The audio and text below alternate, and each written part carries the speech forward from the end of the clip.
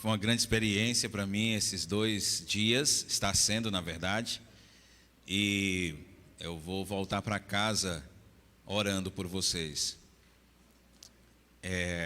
Tenho uma expectativa de que a palavra do Senhor, ela não volta vazia. E vocês encheram o culto com a palavra do Senhor. Vocês encheram o culto de ontem à noite, hoje de manhã e hoje à noite com a palavra do Senhor. Vocês leram a palavra do Senhor, vocês cantaram a palavra do Senhor. Notei em diversas músicas escolhidas pela a liderança do ministério e louvor, essa preocupação de ter músicas que sejam bíblicas. Músicas que falavam detalhes ou verdades que estavam nas Escrituras.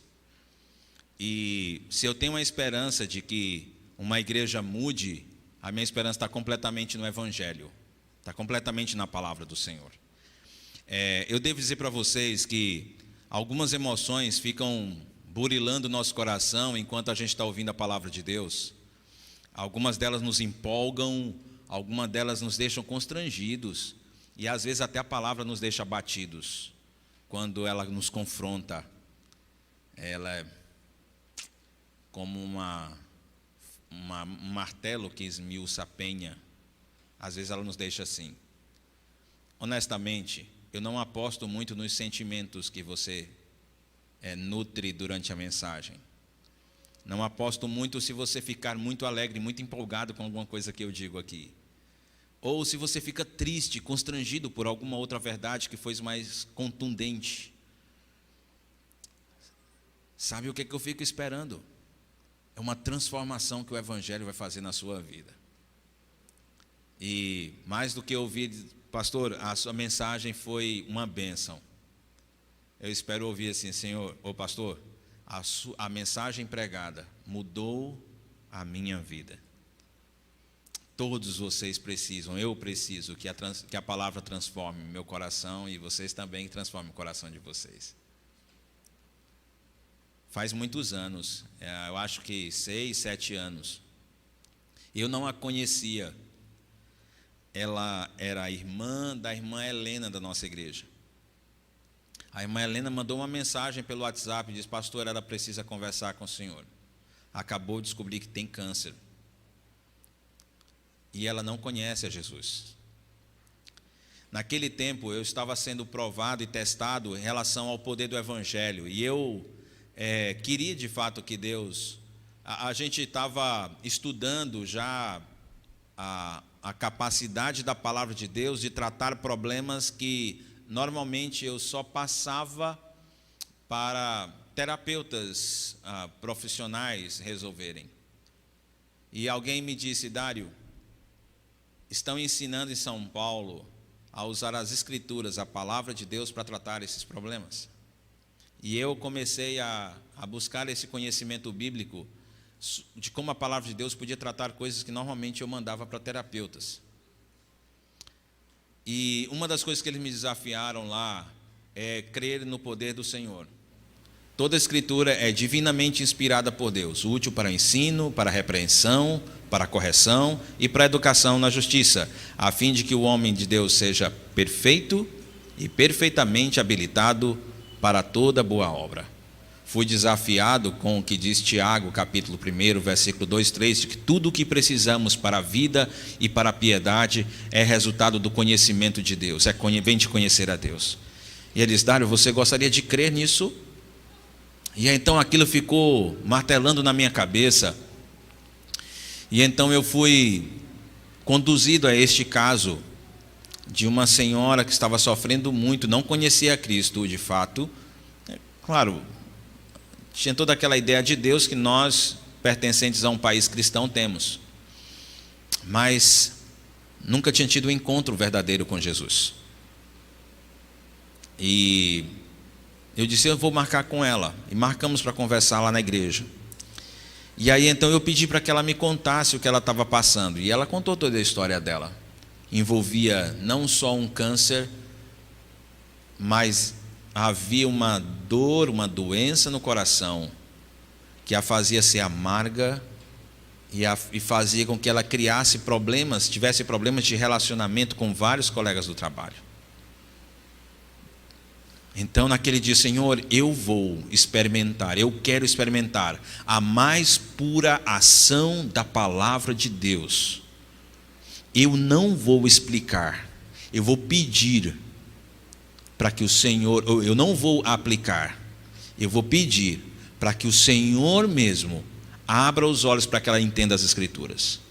Quando ela terminou de contar tudo aquilo, eu pedi para ela para orar, para que Deus falasse com ela. E então abri com ela o Salmo 51. Eu disse para ela, eu quero que você leia os 5 primeiros versículos e depois me diga o que é que Deus está falando com você. Ela leu 4 e começou a chorar.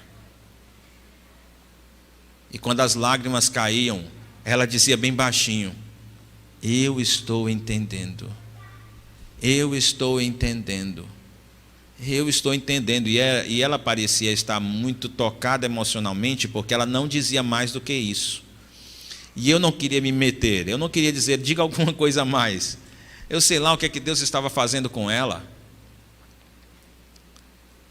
E aí então eu fiquei calado, fiquei orando.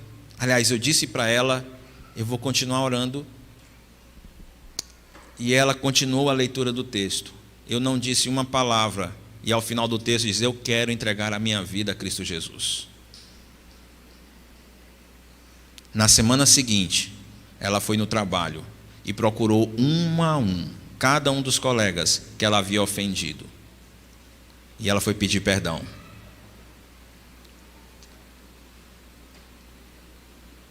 Mais ou menos uns 2 meses depois, ela partiu. Sabe para onde ela foi? Para o céu. Eu não me vergonho do Evangelho, porque é o poder de Deus para a salvação de todo aquele que crê. Às vezes eu fico pedindo para o pessoal lá da igreja, o pessoal gosta muito nos grupos do WhatsApp, está mandando gravuras, imagens com mensagens que acho que colhem no Google, alguma coisa assim, nesses sites e tal. São mensagens bonitas e tem uns passarinhos bonitos, umas flores bonitas lá. Mas eu disse, olha, que tal se você estivesse lendo as Escrituras e quando Deus falasse com você com um texto bíblico, você copiasse o texto bíblico e compartilhasse no grupo? Eu não estou ignorando que as mensagens são lindas e muitas delas trazem até um certo ânimo para nós, quando a gente lê. O meu ponto é, por que eu vou usá-las se eu tenho a mensagem mais preciosa para compartilhar? O sagrado Evangelho de Cristo Jesus. Eu queria convidar você a ler comigo o texto de Colossenses, capítulo 24 a 29. Obrigado, John. Colossenses, capítulo 1, versículo 24 a 29.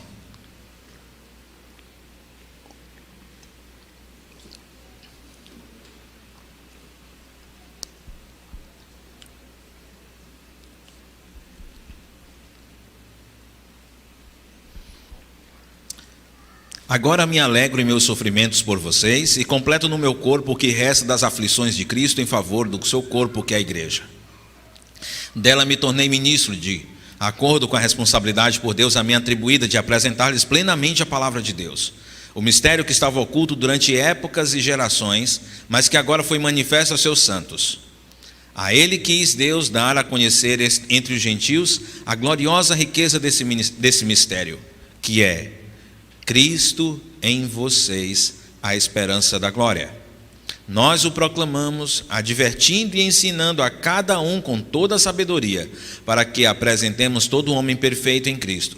Para isso eu me esforço, lutando conforme a tua força, a sua força que atua poderosamente em mim. Amém? Senhor, já foi pedido para o Senhor, eu só quero reafirmar o pedido. Eu só quero pedir que o Senhor mostre que o Senhor é poderoso para nos fazer mudar. Mostre o poder do teu Evangelho, Pai, por favor, em nome do teu Filho Jesus. Amém. Amém. Eu posso lembrar, me permitam lembrar para vocês o que eu falei ontem à noite.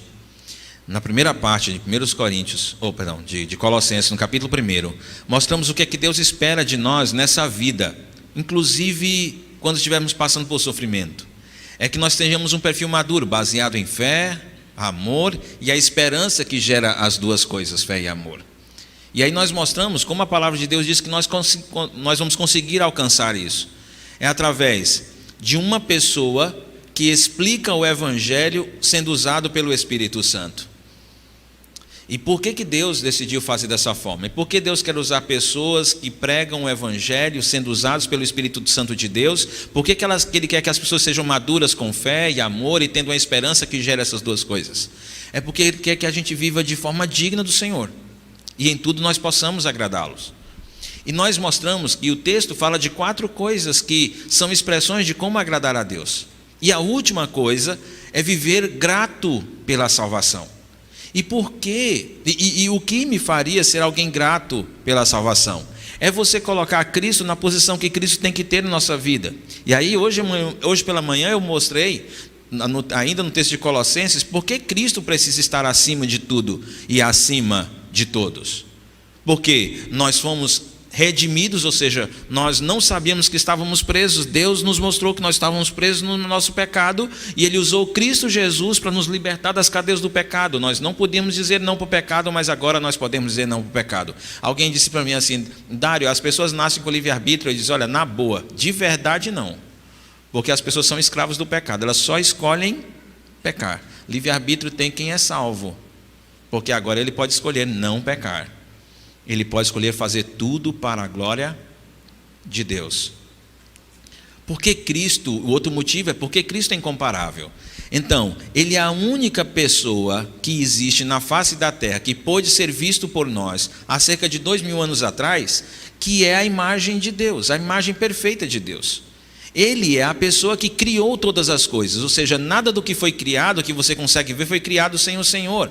E as coisas foram criadas para o próprio Senhor, para o próprio Cristo. E não só isso, Cristo tornou o primeiro de uma raça que foi capaz de morrer, ressuscitar e ter o corpo glorificado para estar eternamente no céu. Ele foi o primeiro, ele abriu o caminho, nós estamos chegando lá, o processo é o mesmo, nós vamos morrer, nós vamos ressuscitar, nosso corpo vai ser glorificado, nós vamos viver eternamente no céu. O Senhor é o primeiro da raça, e Deus colocou ele sobre a igreja. E há um detalhe que eu não falei, que tem em Efésios capítulo 1 sobre isso, quando Cristo foi colocado como líder sobre a igreja, e quando Cristo foi dado à igreja, é que a igreja foi elevada, ou seja, cada uma das pessoas que ingressam dentro da igreja, elas sobem para o patamar de Cristo Jesus. Tudo que Cristo conquistou passa a ser nosso. Isso quer dizer que Satanás, ele não tem poder para levantar-se contra Cristo Jesus, ele também não tem poder para levantar-se contra a igreja. Ao contrário, a igreja que invade o inferno e as portas do inferno não prevalecerão contra ela. Nós fomos levados a uma posição muito preciosa, e por isso é que Cristo tem que ser exaltado. Os homens não podem ser exaltados. Eu não posso ser exaltado pelo fato de ser o pregador. A igreja, a PIB de Presidente Dutra não pode ser exaltada. O nome dela não pode ser exaltado. O nome que tem que ser exaltado é o nome de Cristo Jesus. Ele é o centro da nossa vida, é por causa dele que existimos. Então, se alguém quer passar por todo o sofrimento que você pode passar aqui na terra, e sendo aliviado nesse sofrimento, você precisa olhar para Cristo Jesus como uma coisa mais importante. Porque se Cristo é a coisa mais importante, qualquer problema que alguém teria fica amenizado pelo fato dele ver Cristo acima de tudo aquilo. E hoje, e ele termina o texto dizendo que o único evangelho que de fato pode salvar alguém é o evangelho que coloca Cristo acima de tudo. Eu parei, e eu não estou criticando quem faz, mas eu parei de perguntar na igreja ao final do culto: alguém quer aceitar a Jesus? Sabe por que eu parei? Porque parece que Jesus estava pedindo: por favor, eu preciso de alguém, que alguém se converta. Você percebe que Cristo não estava na posição dele? Aí parece que os homens é que ficavam assim: deixa eu ver se eu aceito, não sei, isso não parece assim uma pessoa muito... Isso que é isso? Então assim, a pergunta é: você gostaria de que Deus aceitasse você? Agora parece que ficou mais bíblico, agora parece que eu centralizei Cristo Jesus. Então eu não convido ninguém para aceitar a Cristo, eu convido as pessoas que querem pedir para que Cristo as aceite, porque o centro do Evangelho é Cristo Jesus. Ele é o motivo pelo que o Evangelho é pregado, é para que ele seja exaltado. Se o centro fosse o homem, A melhor coisa seria que todos os homens fossem salvos. Mas é justamente porque o centro é Cristo que o caminho é estreito, a porta é estreita e são poucos que acertam por ela. O centro é Cristo. O homem não gosta naturalmente disso, mas ele é o centro. E agora à noite, a minha intenção é tirar um pouco o olhar de vocês do que Cristo traz a vocês, para dizer o que é que Cristo quer que vocês façam pelos outros. E a coisa mais importante que alguém pode fazer por uma outra pessoa é torná-la discípulo de Cristo Jesus. A coisa mais importante que você pode fazer para o seu filho, a coisa mais importante que você pode fazer para o seu esposo, para a sua esposa, pelo seu vizinho, pelos colegas de trabalho, por aquela pessoa que está passando fome, por aquela pessoa que está hospitalizada, é torná-la um discípulo de Cristo Jesus. É a coisa mais importante que você pode fazer. Foi esse o recado que Jesus deixou. E aí então o apóstolo Paulo vai dar uma ideia, ele vai mostrar, olha, eu quero que vocês olhem para mim e vejam como é que eu faço isso, porque eu quero que vocês me imitem na forma como eu faço. E aí ele vai usar um negócio chamado quiasmo, ok? Um bônus, porque me prometeram um açaí depois do culto, e então eu preparei um detalhezinho, um bônus de estudo de interpretação de texto. O que é que esse troço chamado quiasmo? Quiasmo é uma maneira como os judeus escreviam às vezes, em que eles organizavam as ideias repetindo de forma inversa, ou seja, eles faziam uma sequência de ideias e depois eles iam repetindo a ideia no caminho contrário. Se você olhar para o diagrama que está aí na sua frente, você vai perceber que os versículos 24 a 29 são um quiasmo. A ideia que está no 24 é repetida no 29. A que está no 25 é repetida no 28. A que está no 26 é repetida no 27. É assim que funcionam. As escrituras estão cheias disso. Quer ver, dar uma olhada em Deuteronômio 7:10? Pode passar o slide. E você vai ver como o texto diz: mas aqueles que o desprezam, retribuirá com destruição. Ele não demorará a retribuir aqueles que o desprezam. Quiasmo, de novo, você está percebendo? Faz declarações em uma certa ordem, depois você repete na ordem contrária. Quer ver uma coisa mais impressionante? Gênesis capítulo 7, versículo 21 e 23. Eu não sei se você vai conseguir ver o texto todo daí, mas aí o que você está vendo é uma tradução literal do texto em hebraico. E você vai perceber como ele de fato segue uma sequência, e ele repete a sequência no sentido inverso. A literatura judaica é cheia disso. E por que eu estou fazendo questão de dizer isso para você? E agora volta para o slide seguinte, ou vai para o seguinte, e você, não, o próximo, isso. E aí você vai perceber que o texto que nós lemos hoje à noite é um quiasmo. E por que eu estou dizendo isso? É porque eu vou obedecer, sendo fiel àquilo que as escrituras estão dizendo, eu quero obedecer esse quiasmo. E eu vou apresentar os textos para vocês na ordem lógica e não na ordem que ele foi escrito. Tá bom? O que o texto está querendo mostrar então? O que nós vamos aprender com esse texto? É como encarar a nossa tarefa de fazer discípulos. Como você deve encarar essa tarefa de fazer discípulo? Primeiro, eu acho que eu preciso convencer você que fazer discípulo não é trabalho do pastor Fábio, do pastor James, do pastor Wellington. Fazer discípulos é um trabalho de cada um de vocês. O Senhor espera de fato que vocês estejam preocupados com pessoas perdidas e que precisam ouvir o Evangelho e se tornarem parecidas com Jesus.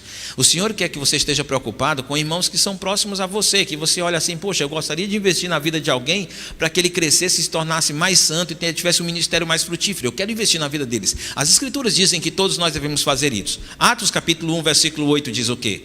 Mas recebereis poder ao descer sobre vós o Espírito Santo e vocês serão minhas. Por que nós recebemos o Espírito Santo? Para sermos testemunhas, isso é óbvio. Mateus capítulo 28, Jesus está indo embora e diz, olha pessoal, último recado para vocês, vão, façam discípulos de todas as nações, batizando-os em nome do Pai, do Filho e do Espírito Santo, e ensinando a guardar todas as coisas que vos tenho ordenado, e eu vou estar com vocês todos os dias, até a consumação dos séculos. Então, alguém diz assim, poxa Dário, mas Mateus 28 não é só para os apóstolos? Parece que não. Parece que não são só para os apóstolos, porque é no mesmo sermão, ou melhor, na mesma conversa que Jesus está tendo com os discípulos, com os apóstolos, ele diz: vão e façam discípulos, que ele diz: vocês receberão poder ao descer sobre vós o Espírito Santo e sereis testemunhas. Mas quando você chega em Atos capítulo 2, o Espírito Santo desce só sobre os apóstolos? Não, o Espírito Santo desce sobre a igreja toda. Bom, se Atos 1,8 diz que as pessoas receberiam poder para ser testemunhas e o Espírito Santo foi dado a toda a igreja, quem é que tem que ser testemunha? Toda a igreja. Toda a igreja precisa ser. Então cada um de vocês precisa encarar que vocês não foram chamados para ficar assistindo o culto, que vocês não foram chamados para ficar assistindo encontros de jovens, encontros de senhoras, de homens, para ficar participando de acampamento de retiro. Não é só isso. Essas coisas são um espaço, tipo um lance de treinamento. É um campo de treinamento, é tipo um quartel-general em que os soldados são preparados para depois cair no campo e começar a fazer o que Deus mandou fazer discípulo. E detalhe, você tem poder para isso. Não é que você é bom de lábia. Deus não precisa de vendedor de remédio. Não sei, nem sei porque eu botei vendedor de remédio. Nem sabia que ele tinha que ser bom de lábia. Vendedor de remédio parece que só entrega remédio para o médico e ele receita. Acho que é assim. Mas Deus não precisa de gente bom de lábia para evangelizar. Cara, eu quero evangelizar meu vizinho, mas vou chamar o pastor Wellington. O pastor Wellington tem uma lábia. Pastor Wellington, quando compartilha o evangelho, o cara já quebra para o lado de Jesus. Não, o Senhor diz que é isso. Não é assim que funciona. Quem dá poder para salvar pessoas, quem tem poder para salvar pessoas, sou eu. Deus diz. E eu uso quem eu quiser. Eu uso você. Eu vou usar a mulher samaritana no poço, a mulher que já teve 7 maridos. Eu vou usar ela para transformar o povoado todo de Samaria. O Senhor usa. O Senhor usa você. Deus quer usar você. Eu oro nesse momento ao Senhor. Eu peço ao Senhor nesse momento que Ele abra a sua cabeça para perceber que você é um ministro de Deus. Que você não é qualquer um. E que ser crente é ser ministro. Ser crente é ser servo do Senhor para fazer discípulos. Eu oro ao Senhor que você possa estar sendo contaminado por essa ideia na sua cabeça. Que você saia daqui empolgado para pregar o evangelho. O cachorro que passa na frente, você prega o evangelho para ele. Mas você não quer mais parar de pregar o evangelho. Você quer fazer discípulos. Você quer fazer discípulos. A tua alegria maior no reino é que você vai levar uma pessoa a Cristo Jesus. Vai cuidar dela e vai levá-la a ser um homem ou mulher perfeita em Cristo Jesus. Como você tem que encarar então essa tarefa? A primeira coisa que esse texto ensina é que você vai precisar enfrentar o sofrimento por causa do evangelho. Veja o que o apóstolo Paulo diz no versículo 24: agora me alegro em meu sofrimento por vocês, e completo no meu corpo o que resta das aflições de Cristo em favor do seu corpo, que é a igreja. E o versículo 29 diz: para isso eu me esforço, lutando conforme a sua força que atua poderosamente em mim. Olha para Paulo, gente. Paulo não está olhando para si como um cara que está numa rede, na beira da praia, lá em São Luís, na companhia do Carlos, tomando um suco, uma Coca-Cola na beira da praia e tal. Não, moço, o Carlos vai chamar você para trabalhar. Se for em São Luís, você vai sair para evangelizar, fazer discípulo. Não, estou brincando, é capaz de ter uma hora para a praia, não tem problema ter um homem para a praia. Mas o reino de Deus não é só curtir a igreja, não é só curtir o que você pode, aquilo que você pode ser embevecido, aquilo que você pode ser deleitado. Não, tem mais, gente. Jesus nos salvou para que a gente coopere com a salvação de outras pessoas. Deus está nos dando o privilégio de não ficarmos só na nossa, de ir para cima dos outros. Agora o detalhe é o seguinte: não acha que o legal disso tudo é fazer de forma confortável, quando der, na hora que der certo, se não me exigir demais. Não, presta atenção, o Senhor está dizendo: quando eu estou chamando você para ser minha testemunha, para fazer discípulos, para expor o evangelho que salva, o evangelho que transforma, o evangelho que cura pessoas, eu estou chamando para um negócio que vai doer, vai ser um negócio que vai ser duro, é um negócio que vai ter que ir para cima. Quando vier o sofrimento para cima de você, você não vai ficar acuado. você vai para cima dele. Sabe o que Paulo fazia quando estava solto? Ele pregava o evangelho. Sabe o que ele fazia quando estava preso? A mesma coisa. Continuava pregando o evangelho. O caba estava algemado. Se um guarda vacilasse, passasse na frente da cela, ele... Deixa eu falar uma coisa para você. Você está fora aí e você pensa que está livre, mas você é escravo do pecado. Eu estou aqui dentro, você pensa que eu estou preso, mas eu estou livre em Cristo Jesus. E ele começava a pregar o evangelho. E ele pregou para toda a guarda pretoriana. E quando ele escreve aos Tessalonicenses, pessoal, não fica triste porque eu estou aqui preso não, porque assim, não parou o negócio não, eu estou aqui turbinado pregando o evangelho, eu continuo fazendo discípulos, eu continuo fazendo com que pessoas ouçam o evangelho. E assim, e quando eu começo a sofrer, aí é que eu me empolgo. E é interessante porque os sofrimentos de Paulo, por causa do evangelho, para pregar o evangelho, eram sofrimentos cheios de alegria. Vai explicar isso aí. Como é que o cara está com sua liberdade tolhida? Como é que ele está preso dentro de uma cadeia e ele ainda assim está alegre? O texto diz, sabe qual é a minha alegria? A minha alegria é por causa daquela supremacia de Cristo que eu falei, que o Dário falou no domingo de manhã.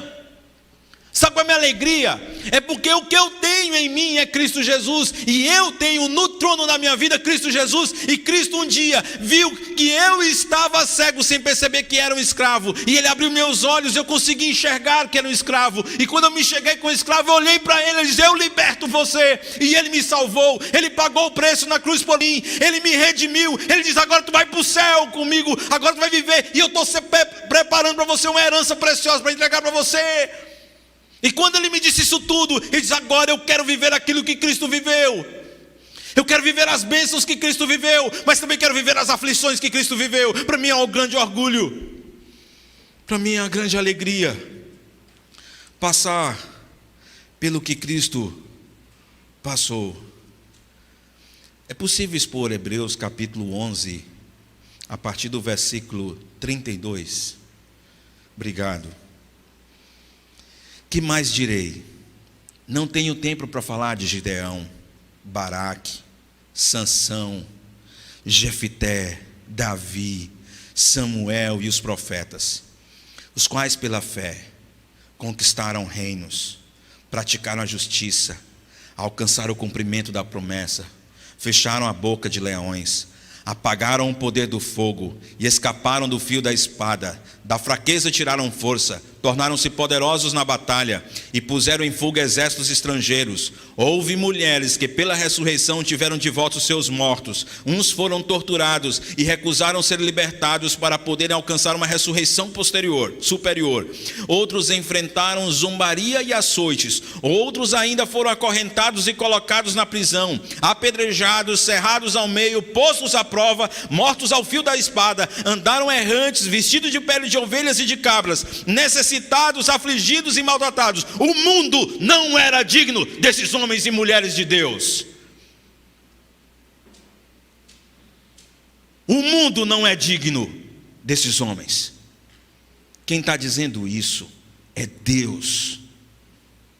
Meus servos, houve servos e servas na história que foram açoitados, torturados, queimados, levados à forca, perderam seus filhos, perderam seus bens, simplesmente porque decidiram que iam pregar o evangelho, que iam testemunhar a respeito de Cristo Jesus. Os homens deste mundo não eram dignos da presença desses homens e mulheres de Deus.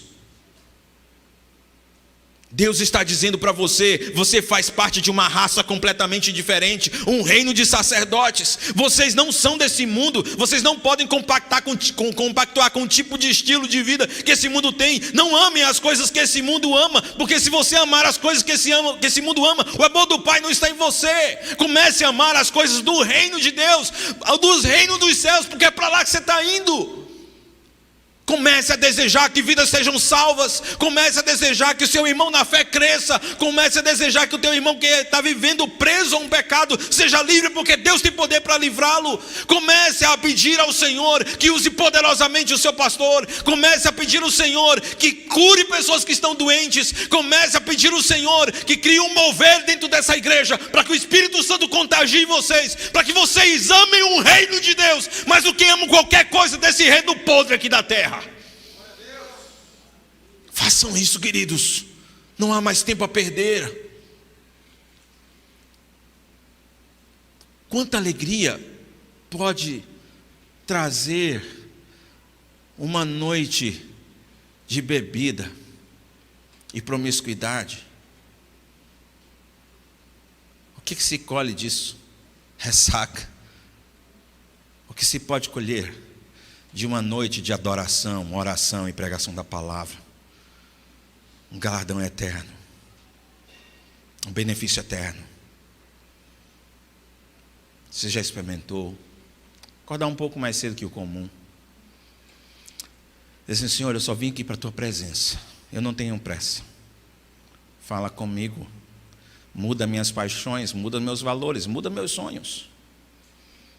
Antes de sonhar com uma casa nova, eu quero sonhar com um novo discípulo gerado através de mim. Antes de sonhar com um carro novo, eu quero sonhar com meu irmão na fé, com quem eu convivo todo dia, e que eu sei que ele precisa crescer na fé, ele precisa vencer a ira, para que ele vença a ira. É esse meu sonho, Pai. Eu sonho que o meu irmão, ou minha irmã na fé, conheça as Escrituras muito mais do que ela conhece hoje. Senhor, eu estou trocando meus sonhos. Se o Senhor quiser me dar um carro novo, eu recebo. Não tem nenhum problema com um carro novo, não. Se o Senhor quer me dar casa nova, também não tem nenhum problema. Aliás, eu até peço para o Senhor uma casa nova. Mas, Senhor, assim, sonhar mesmo, o que eu mais quero mesmo, é que o Senhor me use. E eu sei que pode ser que sofra, mas daí, eu estou encarando o sofrimento agora. Se eu sofrer, porque eu estou pregando o Evangelho, para mim vai ser um orgulho compartilhar do mesmo sofrimento que Cristo sofreu por mim, quando Ele pregou o Evangelho também.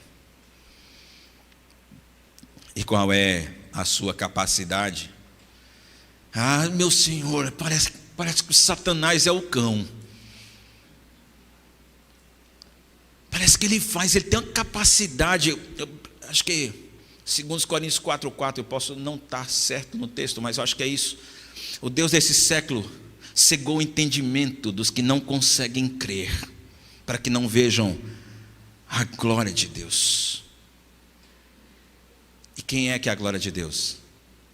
Cristo Jesus, a esperança da glória. Sabe por que às vezes cansa? É porque a gente fala tanto disso. Olha, pessoal, tem poder muito, tem uma pancada de poder agindo em você. E parece que a galera não entende como pode usar poderosamente aquilo que Deus o concedeu para fazer discípulos. E às vezes fica dizendo: poxa, eu acho que ele nunca vai querer me ouvir. Ah, eu já olhei, esse cara zomba do Evangelho o tempo todo, eu vou lá pregar o Evangelho para ele. Leirson era ateu. Hoje ele lidera cerca de 20 irmãos na busca pelo Senhor. Tem muito poder agindo em você. Tem muito poder agindo em você. Quando você abre a boca para falar o Evangelho, Deus usa você. E Deus sabe escolher as palavras para dar a você, quando Ele quer usar você. Queria muito que você, quando estivesse aconselhando pessoas, pregando o Evangelho para as pessoas, você gastasse algum tempo orando, dizendo: Senhor, eu quero que o Senhor me use, porque eu estou entendendo que não importa se eu vou ter que sofrer por causa disso, não importa se eu vou ter que ter um emprego mais simples por causa disso, não importa se os meus vizinhos não vão mais trazer o bolinho com café que eu gostava quando eles traziam, depois que eu disse para eles que eu era cristão. Não importa. Tem um colega meu que eu estou discipulando, e que ele disse: pastor, eu fico com vontade de falar, compartilhar o Evangelho para um cara do meu trabalho, que eu dou carona para ele todinho. Ele disse: moço, vai lá e fale. Ore agora, ore lá e fale. Eu disse: ora agora, porque eu estava falando com ele 6 horas da manhã. Essa coisa, você vai orar agora, quando você dá carona, fala do Evangelho para ele. Aí ele disse: e aí, cara? Falei, pastor. E aí, cara? Ele disse que não é para eu mais dar carona para ele. E eu acho que ele não vai querer andar mais perto de mim. Aí eu disse: Emanuel, tu está triste por causa disso aí? Tu estarias mais feliz se esse cara estivesse gostando de você à custa da sua missão de pregar o evangelho? Você ficaria mais contente com isso? Aí o Emanuel, um cara muito piedoso, de forma nenhuma, pastor. Eu entendo o que eu tinha que falar, eu tinha que te compartilhar. Eu acho que eu vou perder um colega de trabalho, um cara que me apoia no trabalho. Mas não importa os sofrimentos, as aflições que eu passar. Eu fiz o que tinha que fazer. E eu creio que Deus é quem faz a obra, vai fazer a obra no coração dele. Então, portanto, a primeira coisa, queridos, que esse texto nos ensina sobre pregar o evangelho é que nós precisamos enfrentar todo e qualquer sofrimento que vier. Mas nós não vamos deixar de pregar. A segunda coisa é que nós vamos confiar que é o evangelho que transforma. Aí é o seguinte, aí você não vai apostar na programação, tá bom? Você pode fazer, mas cuidado com aquela coisa assim: olha, eu conheço um programa que o pessoal faz lá, e quando a galera vai para lá, o pessoal se converte mesmo. Lá, olha, se o cabo não se converter naquele programa que o pessoal faz lá, nós tínhamos um programa que realizava na nossa igreja e que começou a alcançar o status de evangelho. Assim, o que era a programação era que tinha um negócio do poder. E tinha que fazer daquele jeito, senão o pessoal não se salvava. Sabe o que foi que eu pedi para o pessoal da liderança? Só acaba com isso aí. Acaba com esse programa aí. Acaba, porque assim, se o pessoal está confiando no programa, esse programa não é de Deus. Esse programa está sendo usado pelo cão. Porque quem tem que ser exaltado é Cristo e não o programa. Então a gente acaba com isso aí. E de fato nós nunca mais fizemos isso. Em março, no dia 19, não sei, depois você veja, no quarto domingo de março, eu estava pregando o evangelho pelo YouTube. Naquele dia a gente nem podia ter ninguém dentro da igreja, era só transmissão pela internet. E eu estava pregando o evangelho. De repente apareceu uma mensagem lá no WhatsApp, no chat do culto: meu nome é Bismarck, eu quero entregar a minha vida a Cristo Jesus. Ele estava na casa dele, ele não estava convivendo com a igreja, ele estava na casa dele. O evangelho foi lá e salvou. Aí, o programa era fraco. Ela só tinha oração, adoração e pregação da palavra. Ó, fraquinho. Pastor, e como é que vai ser esse lance? Não, é assim, vai funcionar. A gente vai orar, nós vamos adorar a Deus, depois vamos pregar a palavra e ver o que Deus faz. Foi o que Deus fez? Salvou pessoas. Simples assim. Simples assim. Entenda bem, eu não estou dizendo que os programas são errados, não. Vamos continuar fazendo programa. O meu problema é quando nós começamos a confiar no programa. O programa pode ser meios, pode fazer parte daquilo: fiz-me tudo para com todos, para de alguma forma salvar alguns. Mas a minha confiança precisa continuar sendo o evangelho. O que o texto diz é que dela, o apóstolo Paulo diz em Colossenses capítulo 1, agora no versículo 25, dela me tornei ministro, ou seja, da igreja, me tornei ministro de acordo com a responsabilidade por Deus a mim atribuída de apresentar plenamente a palavra de Deus. A responsabilidade que Deus me deu, diz o apóstolo Paulo, foi apresentar plenamente a palavra de Deus. Eu quero que a palavra de Deus seja apresentada. Eu não vou escolher as partes que são boas, porque a Bíblia não tem partes boas, ela é toda boa. E eu vou apresentar ela toda. Toda ela eu vou expor, toda a verdade eu vou expor. E eu vou confiar no poder que esse evangelho tem. E por isso é que eu vou expor essa verdade. Paulo diz assim: quando você tiver alguém que estiver precisando de alguma ajuda, quando você tiver com alguém que esteja perdido, uma pessoa que seja tímida, o que você vai fazer? Pastor, eu vou procurar aqui no Google uma imagem com uma mensagem muito legal e vou mandar com um fundo musical para ela. Por que você não testa assim, só para ver se funciona o evangelho? Tinha um rapaz sentado lá na primeira fila da igreja e eu notei que ele era muito calado. E aí eu disse para ele: olha, eu notei que quando eu falo com você e quando as pessoas falam com você, a sua primeira tendência é baixar a cabeça. Você tem medo de alguma coisa? Você tem vergonha de alguma coisa? E então ele compartilhou aquilo que eu não posso compartilhar aqui para vocês. Aí eu disse para ele: olha, deixa eu dizer uma verdade das Escrituras para você. Deus não te deu espírito de covardia, mas de poder, amor e equilíbrio. Escolhe essas 3 coisas. Começa a agir confiando no poder de Deus.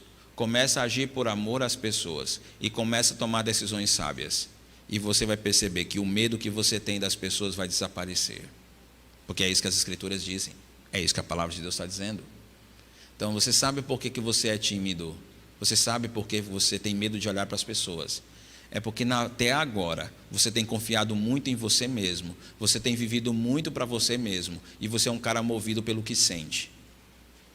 Mas se ao invés disso você seguir o que o apóstolo Paulo disse para Timóteo e usar de confiança em Deus, no poder de Deus, decidir amar as pessoas mais do que você ama você mesmo, e se você decidir que vai tomar decisões com sabedoria, ou seja, você sabe o que é certo, você vai lá e faz independente do que vão pensar, você vai perceber que Deus vai arrancar do seu coração essa covardia, essa timidez que você tem dentro de você. É impressionante ver hoje o Lucas tomando decisões. Decisões, eu não vou fazer isso. Quando ele falou para a patroa dele, queria que fizesse alguma coisa, ele disse: eu não vou fazer isso, porque isso é pecado. Firmeza de um homem que foi transformado pelo Evangelho, pela palavra do Senhor. Por isso que o apóstolo Paulo diz: a responsabilidade que eu tenho, quando alguém está precisando de mim, é apresentar plenamente a palavra do Senhor. E então eu vou proclamar a palavra do Senhor, advertindo, ensinando a cada um com toda a sabedoria, a fim de que apresentemos o homem, ou cada homem, ou todo homem perfeito em Cristo Jesus. A solução, queridos, para os problemas da pessoa sempre será o Evangelho, sempre apresentar o Evangelho. E eu sei, eu posso imaginar que na cabeça de alguns de vocês está dizendo: pastor, mas o problema é que eu não tenho muito conhecimento do Evangelho. Eu disse: beleza, então já sei o que você tem que fazer, estudar. O que você já sabe hoje, você vai usar.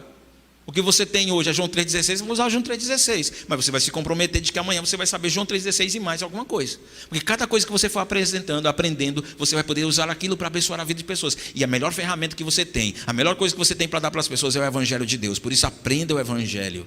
Aprenda a palavra do Senhor e use a palavra do Senhor. E não vai ser assim, tipo, não é a ideia de Deus que as pessoas sejam tratadas apenas quando o pastor Fábio vem aqui à frente, ou qualquer um dos outros pastores vem aqui na frente e prega a palavra. Não é essa a ideia.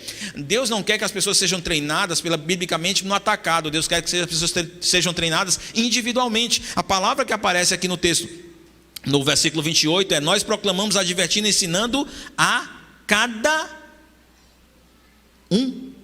A cada um. O trabalho é individualizado. Então, por isso é que o pastor Fábio, ele não pode concentrar a ideia de ensinar as pessoas. Os pastores não podem concentrar a ideia de ensinar as pessoas. Os professores da EBD não podem concentrar a missão de ensinar pessoas. Eles têm esse papel, eles têm essa responsabilidade para com todos, mas a igreja toda tem que se envolver nisso. Foi lido hoje Colossenses capítulo 3, versículo 16. Colossenses 3,16 diz: habita ricamente em vocês a palavra de Deus. Ensinem e aconselhem-se mutuamente, cada um. E como é que é possível ensinar cada um? É quando cada um também se responsabiliza em ensinar. Cada um de vocês precisa querer adotar alguém para dizer assim: eu vou ensinar essa pessoa tudo que eu vou aprendendo. Gente, faz isso. Você não tem ideia do impacto que isso vai causar nessa igreja, no impacto que isso vai causar nessa cidade, na medida que cada crente, para quem eu estou olhando aqui, se tornava estudante da palavra, para poder ensinar a palavra às pessoas que procurarem eles. Eu estava no meu trabalho, e eu tenho uma colega que é católica, e ela disse assim: pastor, Dário, um cara disse que se ontem eu morresse lá na festa que eu fui, da banda de forró não sei qual, eu ia para o inferno. É mesmo? Aí eu disse: bom, O que eu acho que quando tu está me procurando, tu não quer saber o que eu acho, tu está querendo saber o que Deus pensa sobre isso, né? Então abre bem na internet, Efésios capítulo 2, versículo 8 e 9. E lê. E ela leu: pela graça vocês são salvos por meio da fé, e isso não vem de vocês, é um dom de Deus, não vem das obras, para que ninguém se glorie. Aí ela diz: então quer dizer, o fato de eu ir para a festa não vai me mandar para o inferno? Aí eu disse: não. Mas fala o seguinte, antes de eu ficar feliz, lê bem aí, Romanos capítulo 6, versículo 23. E aí ela leu: o preço do pecado é a morte.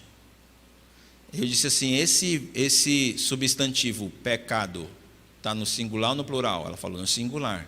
Então o texto não está falando dos pecados que nós praticamos, ele está falando de alguma coisa dentro de você chamada pecado. E expliquei para ela do verme que existe dentro de cada homem, que faz com que os homens pequem. É isso que faz você ir para o inferno. Tu está me dizendo, Dário, que eu vou para o inferno? Eu? Você leu o texto? Quem disse isso? E aí então aquela jovem, ela foi para casa com a cabeça remoendo. E aí ela mandou uma mensagem algumas semanas depois. Aí disse: Dário, eu decidi que eu vou começar a estudar a Bíblia. Disse: pancada. Agora eu acho que sua vida vai mudar. O Evangelho, queridos, o Evangelho, a palavra de Deus é poderosa.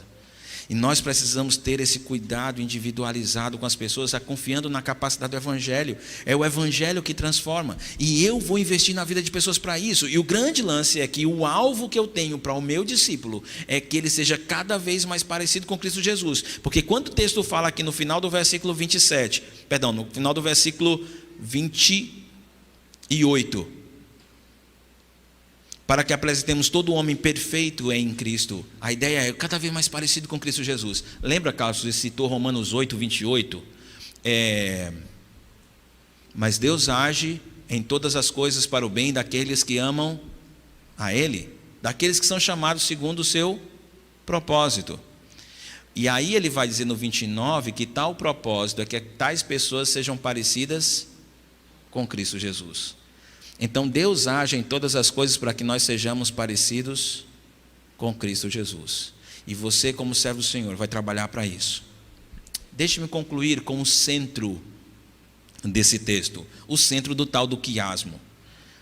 Porque o que o texto diz é: esse mistério que eu prego, que Paulo diz que prega, esteve oculto durante épocas e gerações, mas agora foi manifesto a seus santos. A ele quis Deus dar a conhecer entre os gentios a gloriosa riqueza desse mistério, que é Cristo em vocês, a esperança da glória. Não é pelo que você faz. Existe um monte de gente aí, a minha esposa gosta dessa frase, né? Diz que tem muita gente indo para o inferno, crentinho, que está indo para o céu. Amor, obrigado pela ajuda. Não é porque ela acabou de me dizer assim: Dário, presta atenção no tempo, está pregando demais. Está vendo, James, que não é só você que faz isso? Não é o que você faz que vai salvar você. É quando você coloca Cristo como uma coisa suprema na sua vida. Esse é o verdadeiro evangelho.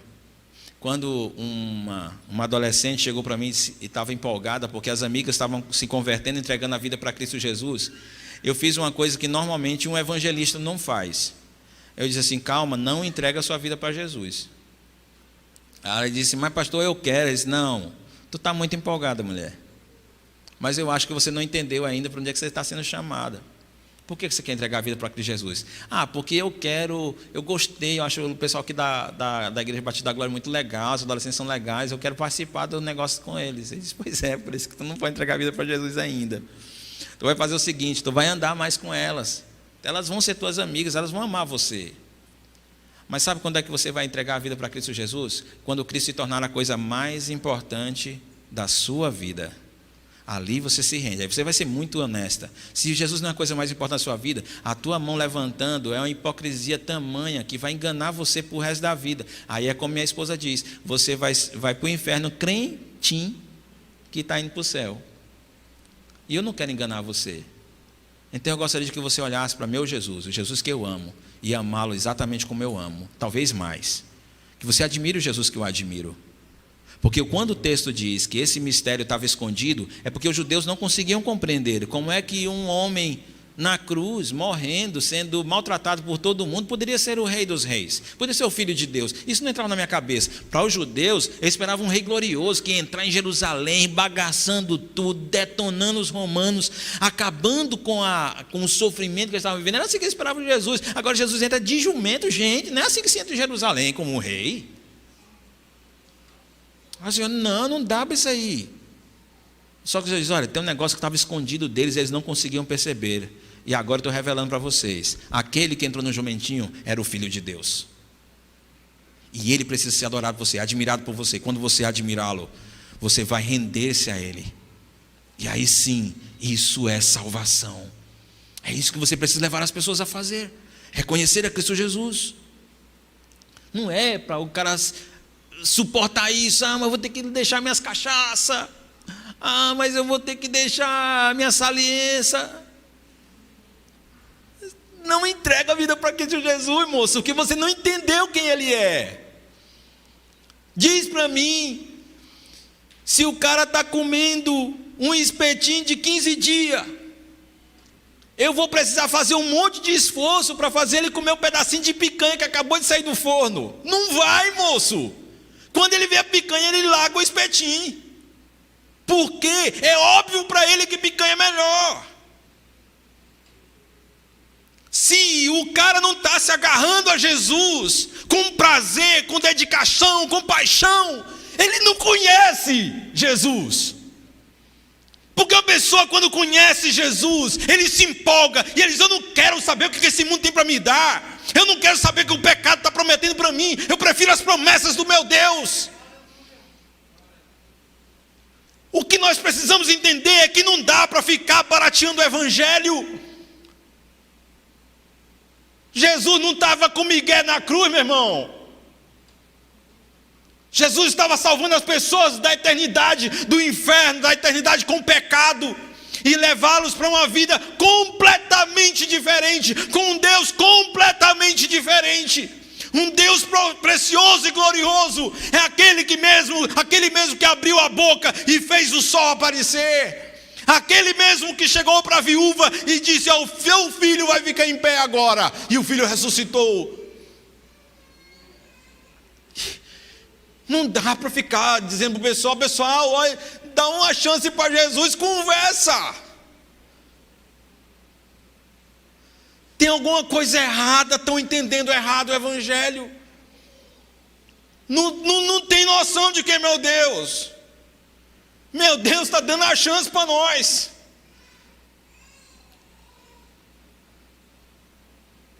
Eu fico pensando nos boleiros aqui da igreja. Se um dia tivessem a chance de bater uma pelada com o Neymar. Puxa, e Neymar fizesse assim, ó. Joga no meu time. Provavelmente os boleiros iam querer tudo jogar assim. Ia jogar. Por causa da sensação gloriosa de jogar ao lado de um cara que é craque.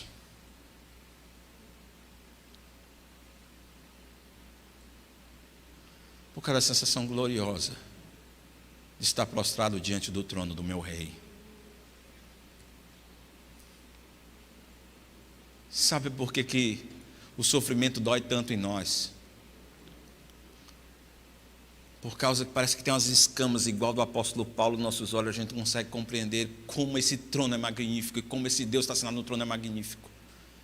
A palavra usada pelo apóstolo Paulo aqui no versículo 27 é a gloriosa riqueza desse mistério. Sabe quando Cristo vai ser glorificado na sua vida? quando você estiver satisfeito com Ele. Vou repetir isso. Sabe quando Cristo vai ser glorificado na sua vida? Quando você estiver satisfeito com Ele. Quando você disser assim: eu não quero mais nada, já tenho Jesus. Estou satisfeito com Jesus. Eu estou conseguindo enxergar como Ele é glorioso. É Ele que eu preciso. Eu sei que sou horrível, eu sei que eu sou um pecador. Deixa eu perguntar uma coisa para você que está aqui, que é um amigo de algum dos irmãos aqui da igreja, ou mesmo que você, Deus falou no teu coração, você decidiu assistir o culto hoje à noite. Você está conseguindo, o Espírito de Deus está fazendo você enxergar agora que você está preso no pecado? Se Ele estiver mostrando para você, você é um privilegiado, nem todo mundo enxerga isso. Você percebe como o pecado tem detonado você? Você percebe como o adultério tem detonado sua família? Você tem percebido como a mentira faz com que as pessoas não confiem em você? Você percebe que a manipulação das pessoas tem tornado você um cara inseguro? Você percebe como o pecado estraga você? Você percebe que na outra ponta tem um Deus perfeito, que Ele não precisa de você, mas diz: se você me entregar a sua vida para mim, eu vou amar você como ninguém te amou. Isso é de graça, de graça. Minha pergunta é: isso é precioso para você? Se isso for precioso para você, que não é convertido, eu queria recomendar aqui hoje você entregar a sua vida para Cristo Jesus. Mas só tem uma coisa: reconheça, chega humilde na presença de Deus. Chega quebrantado: Senhor, eu pequei contra Ti. Eu não sou digno de ser chamado Teu filho, mas eu gostaria muito que o Senhor me aceitasse e que o Senhor transformasse a minha vida. E deixa eu falar agora para você que é crente em Cristo Jesus. A sua vida tem parecido mais como um guerreiro que enfrenta o sofrimento por causa da pregação do Evangelho, ou de um boêmio que vem para a igreja, fica na rede só curtindo o som? Você precisa mudar de lado. Gostaria de ser um guerreiro de Jesus e ser usado poderosamente por Ele? Então vai e faz discípulos por onde você for. Pastor Fábio.